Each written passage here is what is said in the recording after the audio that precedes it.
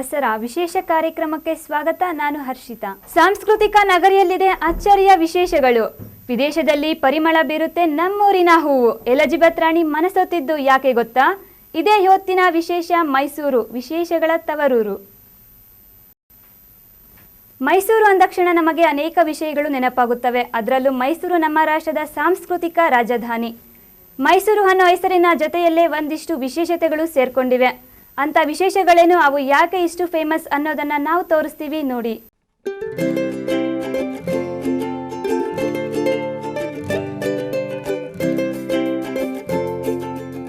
ಮೈಸೂರಿನ ಬಗ್ಗೆ ಹೇಳಬೇಕು ಅಂದರೆ ಅದು ಅರ್ಧ ಗಂಟೆಯಲ್ಲಿ ಹೇಳಿ ಮುಗಿಸೋಕೆ ಸಾಧ್ಯವೇ ಇಲ್ಲದಷ್ಟು ವೈಭವೋಪೇತ ಊರು.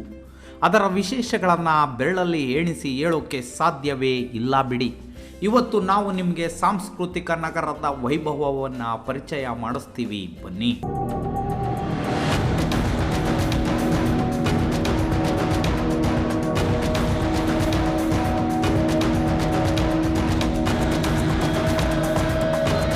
ಮೈಸೂರು ಈ ಹೆಸರು ಕೇಳ್ತಿದ್ದ ಹಾಗೆ ನಮ್ಮೊಳಗೆ ರಾಜ ಗಾಂಭೀರ್ಯ ಮೂಡುತ್ತೆ. ಈ ಊರಿನ ಕಲ್ಪನೆ ಮಾಡಿಕೊಂಡ್ರೆ ಕಣ್ಮುಂದೆ ಬಂದು ನಿಲ್ಲೋ ಮೊದಲ ಚಿತ್ರಣವೇ ಅದು ನಮ್ಮ ಪಾರಂಪರಿಕ ಹಿರಿಮೆ. ಈ ಊರಿನ ಬೀದಿ ಬೀದಿಯೂ ರಾಜಮಾರ್ಗ. ಇಲ್ಲಿರೋ ಪ್ರತಿಯೊಂದು ಕಟ್ಟಡವೂ ಇತಿಹಾಸಕ್ಕೆ ಸಾಕ್ಷಿ. ಮೈಸೂರಿನ ಕಣ ಕಣದಲ್ಲೂ ಸಂಪ್ರದಾಯ, ಸಾಂಸ್ಕೃತಿಕ ವೈಭವ ಎದ್ದು ಕಾಣುತ್ತೆ.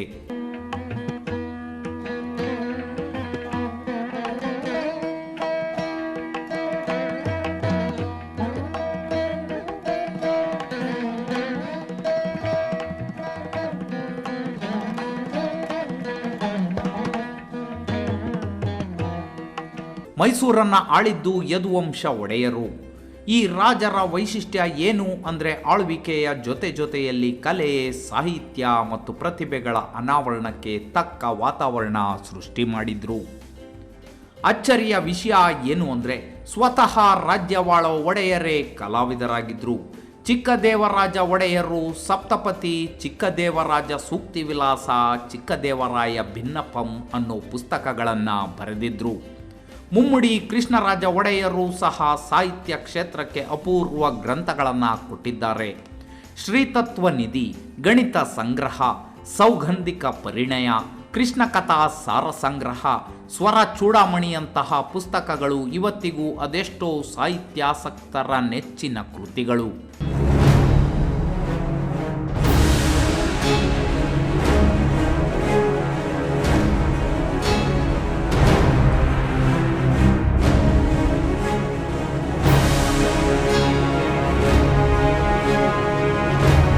ಮೊದಲಿಗೆ ವಾಲ್ಮೀಕಿ ರಾಮಾಯಣವನ್ನು ಕನ್ನಡದಲ್ಲಿ ಗದ್ಯಾನುವಾದ ಮಾಡಿದ್ದು 6ನೇ ಚಾಮರಾಜ ಒಡೆಯರ್ ಅನ್ನೋದು ಹೆಮ್ಮೆ.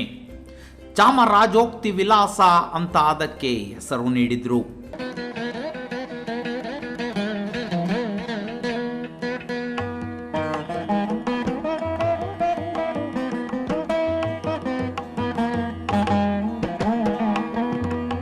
ಇನ್ನು ಒಡೆಯರ ಕಾಲದಲ್ಲಿ ಬರೆದಿರೋ ಆ ಕಾವ್ಯಗಳೇ ಇವತ್ತು ನಮಗೆ ಮೈಸೂರಿನ ಗತ ವೈಭವ ಹೇಗಿತ್ತು ಅನ್ನೋದನ್ನು ತೋರಿಸಿಕೊಡ್ತವೆ. ಅದೇ ಸಂಸ್ಕೃತಿಯ ರಂಗು ಇವತ್ತಿಗೂ ಮೈಸೂರಲ್ಲಿ ಜೀವಂತವಾಗಿರೋದನ್ನು ನಾವು ಕಾಣುತ್ತಿರೋದು. ಮೈಸೂರಿಗೆ ಇಷ್ಟೆಲ್ಲ ಸಾಂಸ್ಕೃತಿಕ ಮೆರುಗು ಬರೋದಕ್ಕೆ ಕಾರಣ ಒಡೆಯರು. ಇವರ ಕಣ್ಗಾವಲಿನಲ್ಲೇ ಮೈಸೂರು ಹರಳಿದ್ದು. ಇಂತಹ ಮೈಸೂರಿನ ವಿಶೇಷಗಳ ಮಾಹಿತಿ ಇಲ್ಲಿದೆ ನೋಡಿ.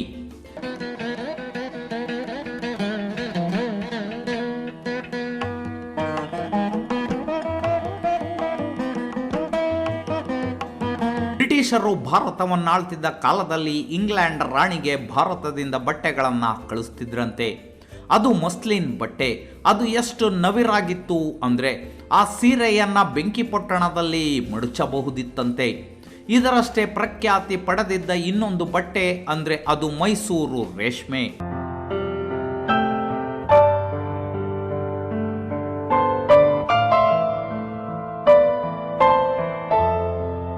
ಇವತ್ತಿಗೂ ನಮ್ಮ ಹೆಣ್ಣು ಮಕ್ಕಳು ಇಷ್ಟಪಟ್ಟು ಉಡೋದು ಮೈಸೂರು ರೇಷ್ಮೆಯನ್ನ. ಎಂಥದ್ದೇ ಶುಭ ಕಾರ್ಯ ಆಗಲಿ ಅದರ ಆಚರಣೆ ಮಾಡೋರು ಮೈಸೂರು ರೇಷ್ಮೆ ಹಾಕ್ಕೊಂಡಿದ್ರೆ ಅದರ ಕಳೆನೇ ಬೇರೆ. ಇಂಥ ಬಟ್ಟೆ ತಯಾರಾಗೋದರ ಹಿಂದೆಯೂ ಒಂದು ಇತಿಹಾಸ ಇದೆ ಅಂದರೆ ನಂಬ್ತೀರಾ? ಹೌದು, ಅದು 1912 ನಾಲ್ವಡಿ ಕೃಷ್ಣರಾಯರ ಆಳ್ವಿಕೆಯ ಕಾಲ. ಆಗ ಅವರಿಗೊಂದು ಆಲೋಚನೆ ಬಂತು. ಅದೇನು ಅಂದರೆ ತಮ್ಮ ಸೇನಾದಳಕ್ಕೆ ಅಚ್ಚುಕಟ್ಟಾಗಿರೋ ಆಕರ್ಷಕವಾಗಿರೋ ಬಟ್ಟೆ ಹೊಲಿಸಿಕೊಡಬೇಕು ಅಂತ. ಅದೇ ಸಮಯಕ್ಕೆ ಮೈಸೂರಿನ ಸುತ್ತಮುತ್ತಲ ಪ್ರಾಂತ್ಯದಲ್ಲಿ ರೇಷ್ಮೆಯನ್ನು ಯಥೇಚ್ಛವಾಗಿ ಬೆಳೆದಿದ್ರು. ಆಗ ಒಂದು ನಿರ್ಣಯಕ್ಕೆ ಬಂದರು ಒಡೆಯರು. ಸ್ವಿಟ್ಜರ್ಲ್ಯಾಂಡ್ನಿಂದ ಒಟ್ಟು 32 ಮಗ್ಗದ ಯಂತ್ರಗಳನ್ನು ತರಿಸಿದ್ರು. ರೇಷ್ಮೆ ಬೆಳೆಯೋ ರೈತರಿಗೂ ಅನುಕೂಲವಾಗಲಿ ಅನ್ನೋದು ಅವರ ಉದ್ದೇಶ. ಈ ರೀತಿಯಲ್ಲಿ ಮೈಸೂರು ರೇಷ್ಮೆ ಚಾಲ್ತಿಗೆ ಬಂತು.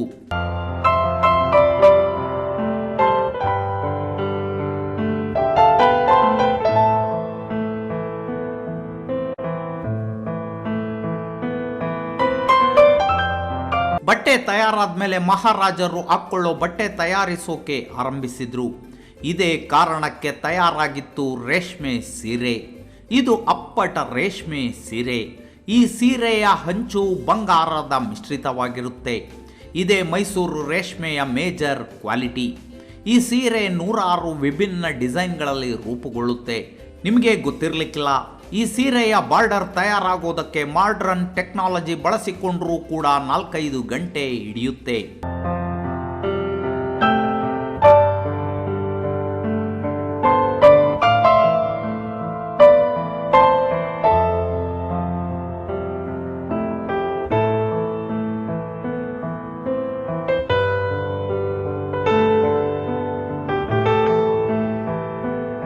ಇವತ್ತಿಗೂ ಮನೆ ಮನೆಯಲ್ಲೂ ಮೆರೆಯುತ್ತೆ ಮೈಸೂರು ರೇಷ್ಮೆ. ಈ ಸಂಸ್ಥೆಯನ್ನು ಹುಟ್ಟು ಹಾಕಿದ ರಾಜಮನೆತನ ಗಣತಂತ್ರ ಭಾರತದಲ್ಲಿ ವಿಲೀನವಾಯಿತು. ನಂತರ 1980ರಲ್ಲಿ ಕರ್ನಾಟಕ ರಾಜ್ಯ ರೇಷ್ಮೆ ಕೈಗಾರಿಕಾ ನಿಗಮ ಅಂತ ಹೆಸರು ಪಡೆದಿತ್ತು ಈ ಬಟ್ಟೆ ತಯಾರಿಸೋ ಸಂಸ್ಥೆ. ಈಗ KSIC ಅಂತ ಗುರುತಿಸಿಕೊಂಡಿರೋ ಈ ಸಂಸ್ಥೆ ಸರ್ಕಾರದ ಉಸ್ತುವಾರಿಯಲ್ಲಿದೆ.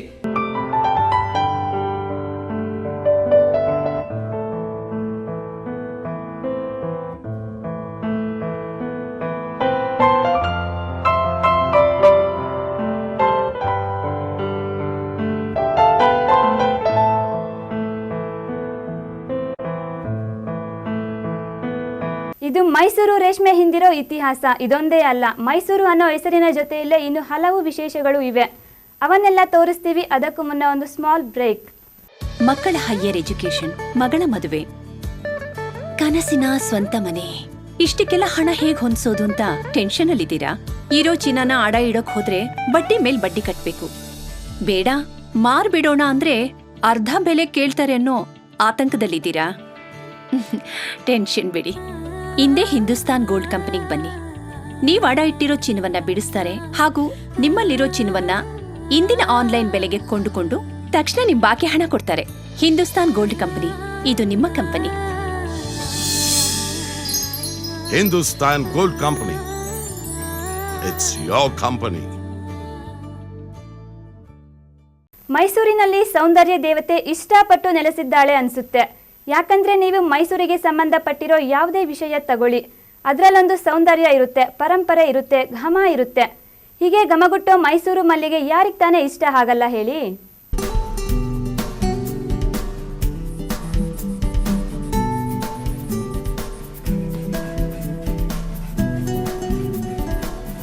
ಮೈಸೂರು ಮಲ್ಲಿಗೆ ಅಂದರೆ ಅದೊಂದು ಸೊಗಡು. ಅದರ ಪರಿಮಳ ಬೇರೆಲ್ಲ ಹೂವುಗಳನ್ನು ಸೈಡಿಗೆ ತಳ್ಳಿಬಿಡುತ್ತೆ. ಶುಭ ಶ್ವೇತ ಅಂತ ಅಂತೀವಲ್ಲ, ಆ ಬಣ್ಣದಲ್ಲಿ ಕಂಗೊಳಿಸುತ್ತೆ ಮೈಸೂರು ಮಲ್ಲಿಗೆ.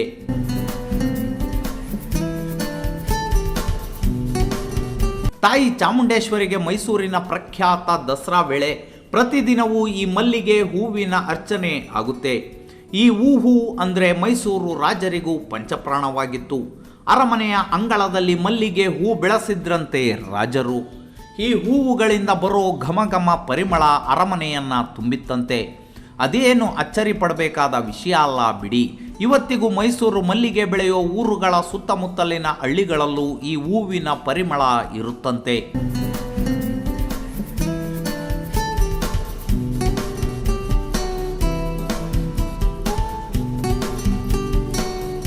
ಮೊದಲೆಲ್ಲ ರಾಜ ಒಡ್ಡೋಲಗ ನಡೀತಿತ್ತಲ್ಲ, ಹಾಗೆಲ್ಲ ಮಲ್ಲಿಗೆ ಹೂ ಮಾಲೆಯನ್ನು ಕಂಬಕ್ಕೂ ಇಳಿಬಿಡ್ತಿದ್ರಂತೆ. ಅದರ ವಾಸನೆ ಹೀರ್ತಾ ಬಂದವರ ಮನಸ್ಸು ಪ್ರಫುಲ್ಲವಾಗಿರಲಿ ಅಂತ ಈ ಮೈಸೂರು ಮಲ್ಲಿಗೆಯ ಪ್ರಸಿದ್ಧಿ ಎಲ್ಲಿ ತನಕ ವ್ಯಾಪಿಸಿದೆ ಅಂದರೆ ಇವತ್ತಿಗೂ ವಿದೇಶಗಳಲ್ಲಿ ಬಹು ಬೇಡಿಕೆ ಇರೋ ಇಂಡಿಯನ್ ಪ್ರಾಡಕ್ಟ್ ಅಂದರೆ ಅದು ಮೈಸೂರು ಮಲ್ಲಿಗೆ. ಕರ್ನಾಟಕದ ವಿವಿಧ ಭಾಗಗಳಲ್ಲೂ ಮಲ್ಲಿಗೆ ಬೆಳೀತಾರೆ. ಅವುಗಳು ಸಹ ಇಷ್ಟೇ ಸುವಾಸನೆ ಬೀರ್ತವೆ. ಆದರೂ ಮೈಸೂರು ಮಲ್ಲಿಗೆಗಿರೋ ಪ್ರಾಧಾನ್ಯ ಅವಕ್ಕಿಲ್ಲ ಬಿಡಿ. ಮಲ್ಲಿಗೆಯಷ್ಟೇ ಘಮಗುಟ್ಟೋ ಮತ್ತೊಂದು ವಿಶೇಷ ಇದೆ. ಏನು ಅಂತೀರಾ? ಅದು ಮೈಸೂರಿನ ಗಂಧದ ಎಣ್ಣೆ. ಆಗ ವಿದೇಶಗಳಲ್ಲಿ ನಮ್ಮಲ್ಲಿ ಬೆಳೆದ ಗಂಧವನ್ನ ರಫ್ತು ಮಾಡ್ತಿದ್ರು. ಆದರೆ ಎರಡನೇ ವಿಶ್ವ ಯುದ್ಧದ ಟೈಮಲ್ಲಿ ವಿದೇಶದ ಜೊತೆಗಿನ ವ್ಯಾಪಾರ ನಿಂತು ಹೋಯಿತು. ಆಗ ರಾಜ್ಯದಲ್ಲಿ ಅಗಾಧವಾಗಿ ಬೆಳೆದಿದ್ದ ಗಂಧವನ್ನ ಏನಪ್ಪ ಮಾಡೋದು ಅಂತ ತಲೆ ಮೇಲೆ ಕೈ ಹೊತ್ತು ಕುಳಿತಿದ್ರು ರೈತರು. ಆಗ ರೈತರಿಗೆ ಆಧಾರವಾಗಿ ನಿಂತಿದ್ದು ಇದೇ ಮೈಸೂರು ಒಡೆಯರು.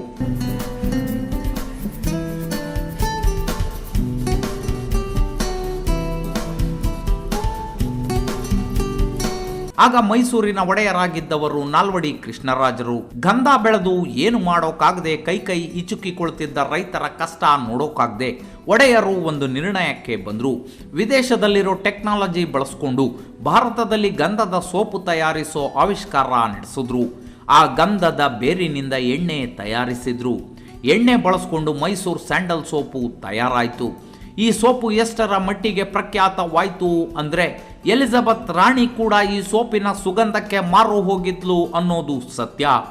ಮೈಸೂರಲ್ಲಿ ತಯಾರಾದ ಸೋಪು ದೇಶದ ಐಡೆಂಟಿಟಿಗಾಗಿ ವಿದೇಶದಲ್ಲಿ ಮೆರೆಯುತ್ತೆ ಅಂದರೆ ನೀವೇ ಯೋಚನೆ ಮಾಡಿ ಇದರ ಪ್ರಸಿದ್ಧಿ ಇನ್ನೆಂಥದ್ದು ಅಂತ. ಬರೀ ಸೋಪು ಮಾತ್ರವಲ್ಲ, ಇದೇ ಗಂಧ ಬಳಸ್ಕೊಂಡು ಇನ್ನೊಂದಷ್ಟು ಪ್ರಾಡಕ್ಟ್ಗಳು ತಯಾರಾದವು. ಅದರಲ್ಲೊಂದು ಗಂಧದ ಎಣ್ಣೆ. ಸದಾ ಸುಗಂಧ ಬೀರೋ ಗಂಧದ ಎಣ್ಣೆಗೆ ಮುಂಚಿನಿಂದಲೂ ಬೇಡಿಕೆ ಇದ್ದೇ ಇದೆ. ಇದು ಪರ್ಫ್ಯೂಮು ಹೌದು, ಹೆಲ್ತ್ ಪ್ರಾಡಕ್ಟು ಹೌದು. ಹೋದಾಗೊಂದು ಬಾಟಲ್ ಗಂಧದ ಎಣ್ಣೆ ತರಬೇಕು ಅನ್ನೋದು ಮೈಸೂರಿಗೆ ಹೋಗೋ ಅದೆಷ್ಟೋ ಜನರ ಆಸೆ.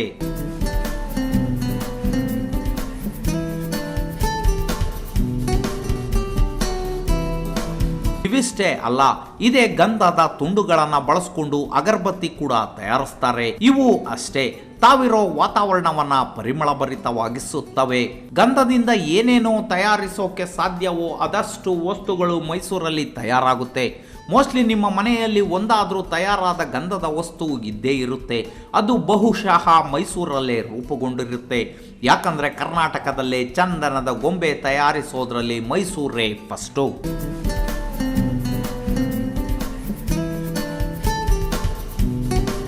ಗೊಂಬೆಗಳು ಮಾತ್ರ ಅಲ್ಲ, ವಿವಿಧ ಆಕಾರದ ಗೃಹೋಪಯೋಗಿ ವಸ್ತುಗಳು ಇಲ್ಲಿ ನಿರ್ಮಾಣವಾಗ್ತವೆ. ಟೇಬಲ್, ಗಡಿಯಾರ, ಕುರ್ಚಿ, ಉಯ್ಯಾಲೆ ಇಂಥ ಅನೇಕ ವಸ್ತುಗಳು ತಯಾರಾಗ್ತವೆ. ವಿದೇಶಗಳಲ್ಲೂ ಕೂಡ ಈ ವಸ್ತುಗಳಿಗೆ ಎಲ್ಲಿಲ್ಲದ ಬೇಡಿಕೆ ಇದೆ. ಮನೆಯ ಅಲಂಕಾರ ಹೆಚ್ಚಿಸೋದು ಮಾತ್ರ ಅಲ್ಲ, ಇಂಥ ಚಂದನದ ವಸ್ತುಗಳನ್ನು ನೋಡ್ತಿದ್ರೆ ಮನಸ್ಸಿಗೂ ಆನಂದವಾಗುತ್ತೆ.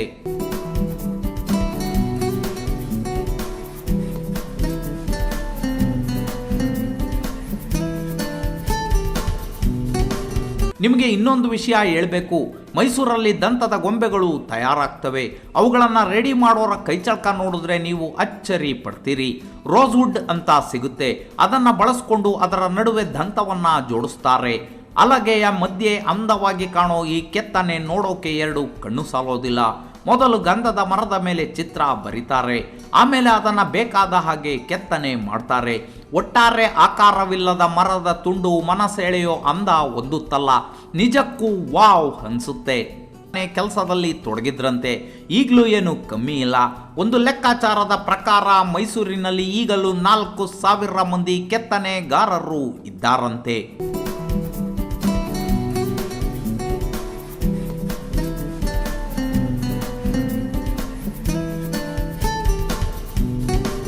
ಇದಿಷ್ಟೇ ಅಲ್ಲ, ಭೋಜನ ಪ್ರಿಯರಿಗೆ ಮೈಸೂರು ಸ್ವರ್ಗ ಅಂತ ಸ್ವರ್ಗವನ್ನ ನಿಮಗೆ ಪರಿಚಯಿಸುತ್ತೇವೆ. ಅದಕ್ಕೂ ಮುನ್ನ ಮತ್ತೊಂದು ಸ್ಮಾಲ್ ಬ್ರೇಕ್. ಚಿಕ್ಕಬಳ್ಳಾಪುರ ಜಿಲ್ಲಾ ಕೇಂದ್ರದ ನಗರಸಭೆ ವ್ಯಾಪ್ತಿಯ 14ನೇ ವಾರ್ಡಿನಲ್ಲಿ ಹೆಸರಾಂತ ಕಂಪನಿ ಮಾರ್ಕ್ ವಿಸ್ಟಾ ನಿರ್ಮಾಣ ಮಾಡಿರುವ ಸುಸಜ್ಜಿತ ವಾಸಯೋಗ್ಯ ಬಡಾವಣೆಯಲ್ಲಿ ನಿವೇಶನಗಳು ಮಾರಾಟಕ್ಕೆ ಸಿದ್ಧ. ಚಿಕ್ಕಬಳ್ಳಾಪುರ ನಗರಾಭಿವೃದ್ಧಿ ಪ್ರಾಧಿಕಾರದಿಂದ ಅನುಮೋದನೆಗೊಂಡಿರುವ ಈ ಸುಸಜ್ಜಿತ ಬಡಾವಣೆ ಕಂದವಾರ ಹೊರವಲಯದಲ್ಲಿ ನಂದಿ ರಸ್ತೆಯಲ್ಲಿ ಚಿಕ್ಕಬಳ್ಳಾಪುರ ನೆಲಮಂಗಲ ರಾಜ್ಯ ಹೆದ್ದಾರಿಗೆ ಹೊಂದಿಕೊಂಡಿದೆ. 30 ಅಡಿಗಳ ವಿಶಾಲ ರಸ್ತೆಗಳು, ಬೀದಿ ದೀಪ, ಒಳಚರಂಡಿ ವ್ಯವಸ್ಥೆ, ನೀರಿನ ಸೌಕರ್ಯ ಇತ್ಯಾದಿ ಎಲ್ಲ ಮೂಲಭೂತ ಸೌಕರ್ಯಗಳ ಅನುಕೂಲಗಳನ್ನು ಹೊಂದಿದೆ. ಇಂದೇ ನಿವೇಶನ ಖರೀದಿಸಿ. ಹೆಚ್ಚಿನ ವಿವರಗಳಿಗೆ ಸಂಪರ್ಕಿಸಿ. ಮೊಬೈಲ್ ಸಂಖ್ಯೆ 9513940073.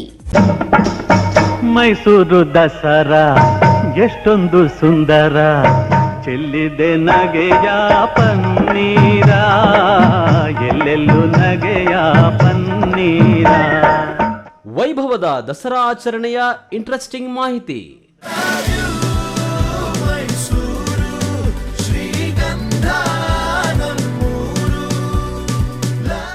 ನವರಾತ್ರಿ 9 ವಿಶೇಷಗಳ ಕಂಪ್ಲೀಟ್ ಡೀಟೇಲ್ಸ್.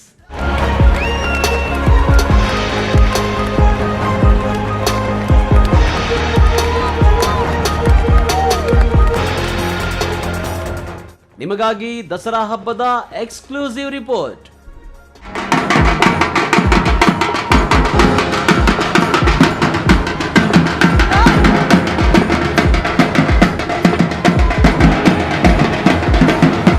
ನವರಾತ್ರಿ 9 ದಿನ 9 ವಿಶೇಷ ವೀಕ್ಷಿಸಿ ಈ ನ್ಯೂಸ್ ಟಿವಿಯಲ್ಲಿ.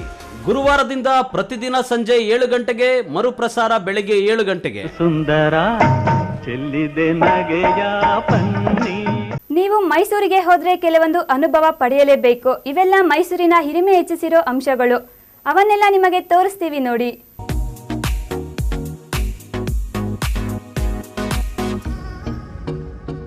ಮೈಸೂರು ಬರೀ ಕಣ್ಣೋಟಕ್ಕೆ ಮಾತ್ರ ಫೇಮಸ್ ಅಲ್ಲ, ಇದು ಕೇವಲ ಇತಿಹಾಸದ ಮೂಕ ಸಾಕ್ಷಿಯೂ ಅಲ್ಲ.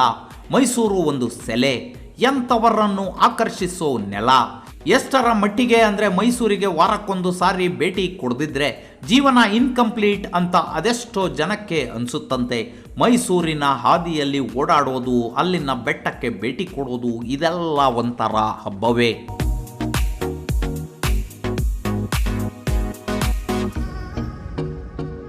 ಇಲ್ಲಿ ಸಿಗೋ ವಿಧ ವಿಧವಾದ ಅಡುಗೆನೂ ಅಷ್ಟೇ, ನಿಮಗೆ ಬೇರೆ ಕಡೆ ಸಿಗೋದಿಲ್ಲ.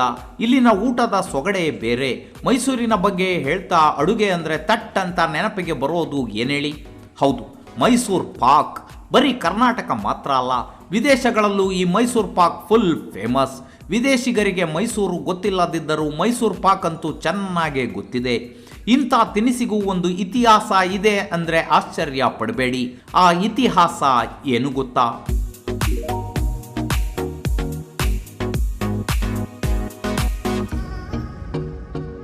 1935ರ ಸಮಯ ಅದು.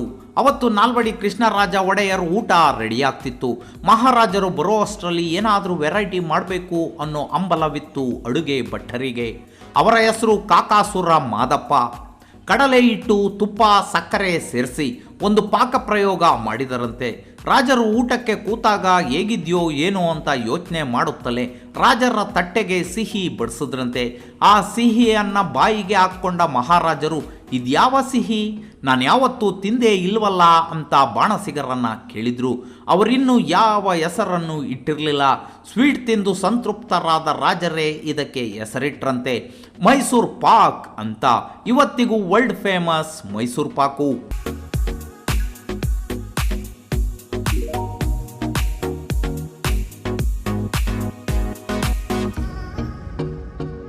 ಮೈಸೂರು ಪಾಕ್ನಷ್ಟೇ ಇನ್ನೊಂದು ಪದಾರ್ಥ ಇದೆ, ಅದು ಖಾರ.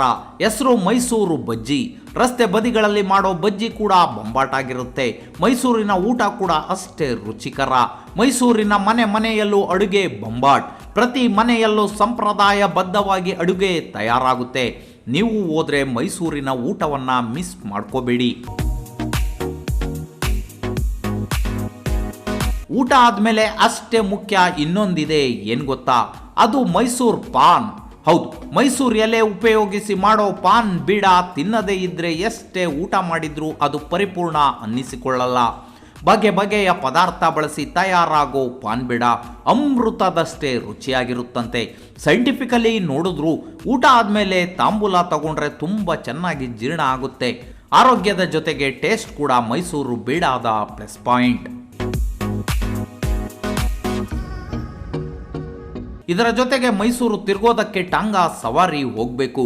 ಟುಕು ಟುಕು ಅಂತ ಸಾಗೋ ಕುದುರೆ ಗಾಡಿ ಹತ್ತಿ ಮೈಸೂರಿನ ಅರಮನೆ ಸುತ್ತ ರೌಂಡ್ ಹಾಕ್ತಿದ್ರೆ ನಾವೇ ಮೈಸೂರು ಮಹಾರಾಜರೇನೋ ಅಂತ ಫೀಲ್ ಆಗಿಬಿಡುತ್ತೆ. ಮೈಸೂರಿಗೆ ನೀವೇನಾದರೂ ಭೇಟಿ ಕೊಟ್ಟರೆ ಇವಿಷ್ಟನ್ನು ಮಿಸ್ ಮಾಡದೆ ಅನುಭವಿಸಿ.